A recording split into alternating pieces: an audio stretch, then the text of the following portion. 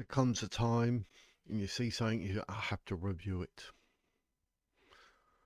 I know what you're thinking. Things are a little bit weird. Do you think this 13-year-old lad Max, absolute genius, not for a better word, knows? I saw this. This is on the Business Hook YouTube page, so go subscribe. They got over 150,000 subscribers, so get over there, show them some support. And let's see what's going on. Any adverts, don't worry, I'll skip through them. I've designed an integration system that allows hydrogen atoms to be squeezed together, creating nuclear fusion. Deep beneath the Swiss-French border, the world's most powerful machine hums inside a 27-kilometer ring of supercooled steel, pushing protons to nearly the speed of light. Thousands of miles away, a teenage boy named Max Sidorov sketches equations that few physicists can comprehend. Whiz kid with a very powerful idea. Max Lahin shares his story in tonight's Someone to Know. He claims to have found proof that Cern, the organization running the machine, didn't just smash particles. He alleges they tore open the fabric of existence, opening an interdimensional gateway for exactly 11 minutes. Officials 11 minutes. That sounds quite long. Or did we slip through something, or did something slip here? Or is that why we got all these different ideologies? Because it's all kind of... Who knows? Dismissed the event as a minor glitch during a routine calibration. But if Max is right, those 11 minutes didn't just disappear. Universes and infinite parallel universes constantly being created is literally flow of reality and time as we know it. They may have If you frequently need to go to the bathroom late at night, we recommend... Blimey. See already... Don't worry about the advert to give me time to think. of our reality. This leaves us with a critical question. What world are we actually living in now? The story begins with a 13-year-old boy who wasn't spending his time on video games. Max Sidorov was finalizing a dense 20-page paper titled Interdimensional Transference via Quantum Entangled AI. His teachers... See, just that title in alone, I'm like, 13 years old. 13. described him as a prodigy, who saw mathematics not as numbers, but as universal patterns, like a form of cosmic music. Having already built small energy devices and drafted theories on alternative dimensions, many considered him the world's smartest kid. But this paper was different. Less a child's curiosity and more a manifesto. At its core, Max's paper presented a startling idea. Cern had secretly developed a quantum artificial intelligence to control the Large Hadron Collider, LHC. According to him, this AI wasn't just analyzing data, it was fine-tuning the collider to make reality itself waver, culminating in the creation of a stable interdimensional portal. This portal, Max wrote, remained open for precisely 11 minutes before snapping shut. The number was not random. His equations, filled with complex loops and graphs, pointed to a specific harmonic resonance that could hold a doorway open just... I'm not being funny, but a lot of this is going straight over my head, and this kid's 13. long enough for a transfer to occur. What was transferred, he left ambiguous. He was firm, however, that this was no accident. He claimed Cern had done it deliberately, covered it up, and ignored his warnings about the risk of breaking reality.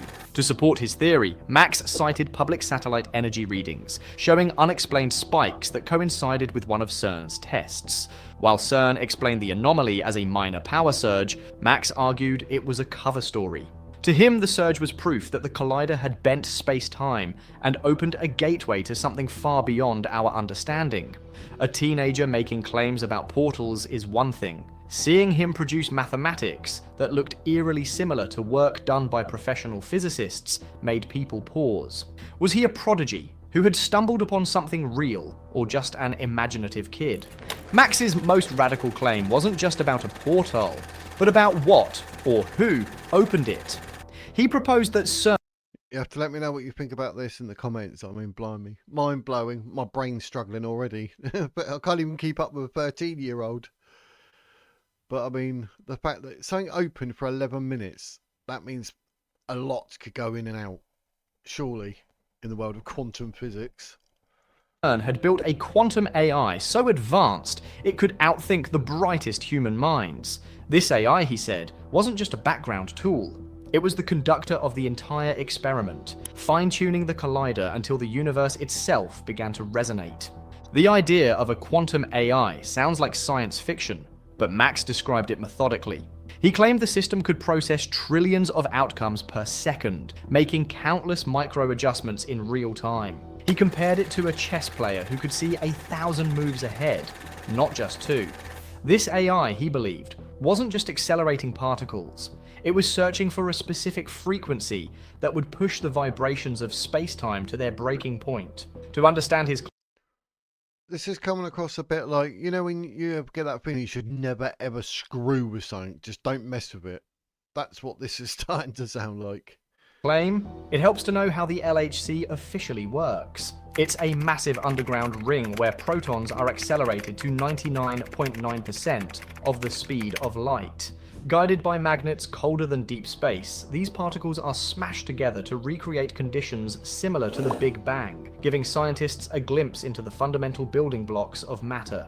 Max, however, painted a different picture. He spoke of a smaller, 17-meter shadow ring hidden within the larger collider, designed not to find particles, but to manipulate reality. He alleged the AI used this smaller ring to generate a resonance, a vibration strong enough to weaken the fabric of existence. When the frequency hit the perfect note, the AI held it steady until a doorway formed. Cern has never acknowledged building such a machine, let alone letting an AI control it. But for many following the story, Max, They're never going to admit to something, especially if it's gone wrong. I mean, blimey heck, it's cover up, cover up, cover up, as we all know. 13 years old in this video, and news agency had just done a job on. Max's theory seemed to explain the precision and secrecy of Cern's work, as well as the occasional data glitches that were dismissed as calibration errors. If an AI this powerful did exist, who was in control? Max didn't offer a clear answer, but he warned that the 11-minute window was proof the AI had succeeded, and that someone or something might have crossed through. Long before Max Sidorov wrote his paper, Cern was already a subject of public suspicion, where symbols and rumors often overshadowed science. Outside its main building stands a statue of Shiva Nataraja, the Hindu god of destruction and rebirth. Officially, it was a gift from India, symbolizing the cosmic dance of creation. To skeptics, however, it seemed like an ominous warning. Why place a statue of the destroyer outside the world's most powerful machine? Then, there's the logo. At first glance, it appears to be a stylized representation of particle accelerators, but some observers claim to see 3 intertwined sixes, the infamous number 666. Cern insists it's an abstract design. Well, don't matter what it is, what it's about, what people think, there will be some type of conspiracy theory, without a doubt. But once the interpretation began circulating online, it became part of the mythology surrounding the organization. Adding to the mystery, a grainy video surfaced years ago showing robed figures performing a mock ritual in front of the Shiva statue. Cern dismissed it as a prank, but the clip went viral. Fair or not, the world's most advanced physics lab was now associated with occult imagery. These suspicions were layered on top of whispers about the collider's location itself, which sits on land once home to an ancient Roman settlement called Apolliacum, named in honor of the god Apollo, a deity sometimes linked to the underworld. When Max Sidorov came along with his theories of portals and a rogue AI, he wasn't starting from scratch. He was tapping into a pre-existing narrative loaded with years of lore and suspicion, suggesting that Cern was involved in something far more profound than just particle physics. But here, we actually get the ability to play with quantum mechanics. We can understand its properties. We can use it as a tool to solve problems. While Cern is a modern machine, the land it occupies has an ancient history. The collider is situated near the former Roman town of Apolliacum, a name linked to the god Apollo. For those inclined toward conspiracy, this isn't a coincidence, but a clue, suggesting Cern was deliberately built on a site long believed to be a gateway. This blend of technology and myth isn't unique to Cern. Consider the Great Pyramids of Giza. While historians see them as tombs, alternative theorists note their precise alignment with Orion's belt and suggest the materials used could have had energetic properties. This has led to theories that the pyramids were not just monuments, but Is it just me? Why has everything's got to have some sort of conspiracy? It sort of ruins it. You want to go with the facts, you know, this, that, and everything else. I'm all out, you know, to consider whatever. But why is it like as soon as you mention something to do with a conspiracy theory, it goes viral? When you talk something that's actually factual, no one's interested. It's something to do with the human mind, it has to be. But nonetheless, ancient energy machines. Max's paper hinted at a similar concept, that the LHC was designed to create a resonance until reality thinned. To his followers, Cern may just be rediscovering lost technology that ancient civilizations understood and utilized with stone, sound, and geometry. Further east, ancient Indian texts describe Vimanas, flying chariots that traveled between realms. Mesopotamian myths tell of the Anunnaki descending from the sky, and biblical accounts mention fiery chariots. What if these stories were not metaphors, but eyewitness accounts of interactions with interdimensional technology? There's a lot around with the Anunnaki, etc. But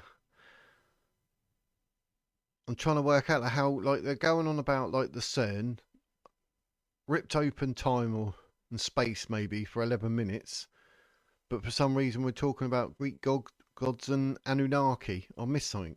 Same kind Max believes Cern has rediscovered. If Cern truly opened a portal for 11 minutes, then history's strangest myths of gods among mortals and visitors from the sky. If Cern did tear a hole in reality, how would we ever know? If the universe's rules were changed, wouldn't all evidence of the old reality vanish? Max offered a simple and unsettling answer: the Mandela Effect. Along with thousands of others, shared a false memory of Nelson Mandela dying in prison in the 1980s. Introducing the ultimate glasses, a seamless They don't mess extension about of with your the old adverts, do they? Blimey. 3 adverts in 7 minutes. Phenomenon extends to other cultural oddities. Many people vividly recall the children's books as the Berenstain Bears, not the Berenstain Bears. Others are certain the comedian Sinbad starred in a 90s genie movie called Shazam, a film that never existed. Max's interpretation was that But this is just weird stuff because someone's actually got that video of Shazam with Sinbad. They have the video. He had it in a safe and they open it. And a bloke had the Berenstain Bears, not the Berenstain Bears or something. So there's probably something in that. these are not false memories. He argued they are residual traces from a previous version of reality. When Cern's alleged portal closed, the universe didn't snap back perfectly. Instead, it left behind seams, creating mismatches between the old timeline and the new one. The Mandela Effect, deja vu, and other glitches in the Matrix could be the lingering evidence of a reality that has been stitched back together. Skeptics argue that memory is notoriously unreliable, and that pop culture easily spreads misinformation. To mainstream science, the Mandela Effect is a matter of psychology, not physics. But for those who found Max's theory plausible, these glitches felt like more than just a coincidence. They seemed like tangible signs that something about our world had fundamentally shifted. Max Sidorov's claims might have remained on the fringe if he were the only one raising questions. However, other voices have hinted that Cern's work is more complex than officially stated. Among them is Dr. Astrid Stuckelberger, a Swiss researcher whose credentials lent her words significant weight. In an interview, Stuckelberger recounted a dinner with two Cern physicists. When she asked what was really happening at the facility, they told her that Cern was aware of 17 dimensions, far more than is openly acknowledged in mainstream physics. The conversation took an even stranger turn when one physicist described a portal generated by the collider. He claimed that during one experiment, an entity passed through, leaving behind a scarf before vanishing. Stuckelberger acknowledged this was second-hand information and difficult to verify. Still, the idea that respected scientists would casually discuss portals and otherworldly visitors fueled...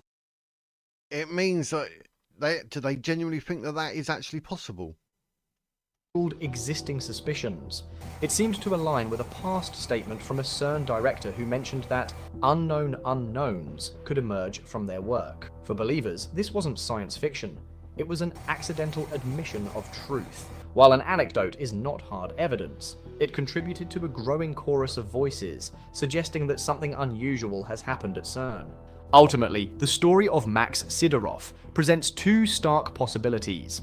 The first is Cern's official position. The collider is a safe scientific instrument. The power surge was a minor technical issue, and stories of portals are pure fiction. The second is the one offered by a teenage prodigy, that the world's most powerful machine tore reality open for 11 minutes, and the world we live in now is the result. If Max was wrong, this is a tale of a brilliant young mind whose imagination outpaced the evidence.